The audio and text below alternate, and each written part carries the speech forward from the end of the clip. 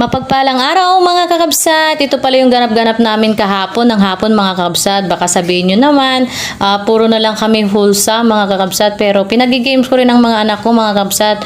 Twice a week or once a week mga kakabsat. Pagkatapos ng hapon na yan, ay ako nga po ay nagdilig-dilig ng aking mga halaman. At fast forward tayo, kinaumagahan po, ayan ang inyong kabsat. Nagpre-prepare na naman ng kanyang lutuin mga kabsat. Hinahanap ko na yung mga kaserola ko kasi kailangan na nating maghanda ng ating agahan. At yan nga, nilabas ko yung aming pressure cooker at saka yung isang maliit na kaserola.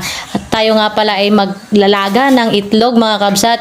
Yan ay isa sa mga ulam natin. Naglaga nga pala ako ng mga 8 itlog mga kabsat. Kasi ako kapag may itlog, okay na ako mga kabsat. Ayan, yung tirang itlog sa plastic, binalik lang natin sa ref at inilabas ko naman mga kabsat yung karne ng baboy kasi tayo ngayon ay mag-aadobo. Sa mabilisang gawa mga kabsat, ipinainit ko na yung tubig para madaling kumulo at madaling malaga yung ating itlog. At habang naglalaga nga ako mga kabsat, hinuhugasan ko na yung karning gagamitin ko mga kabsat. Ayan ay nahugasan ko na bago pa ilagay sa ref, pero hinugasan ko pa siya ulit ng isang beses para mahugasan kung ito man po ay pressure, may yelo pa. Pero kagabi pa lang po yan, ibinaba ko na po yan sa freezer para madidefrost siya. Ganun pa man, hindi magkakaroon ng amoy yung karne kasi nandun pa rin siya sa baba ng ref.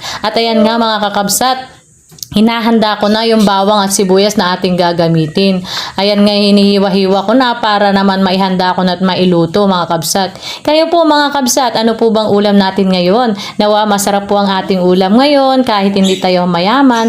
Ngunit sa Panginoon tayo po ay mayaman. At yan nga, kinukuha ko yung aking mga pampalasa. Mga natural spices lang po mga kabsat yung ginagamit ko. Nilagyan ko siya ng toyo, tapos konting suka. Tapos niya, nilagyan ko na rin yan ng bawang, crack na bawang nilagay ko mga kabsat. Pinagsasabay-sabay ko na, pinagbabanding-banding ko na sila mga kabsat para mas madali akong makatapos sa aking pagluluto.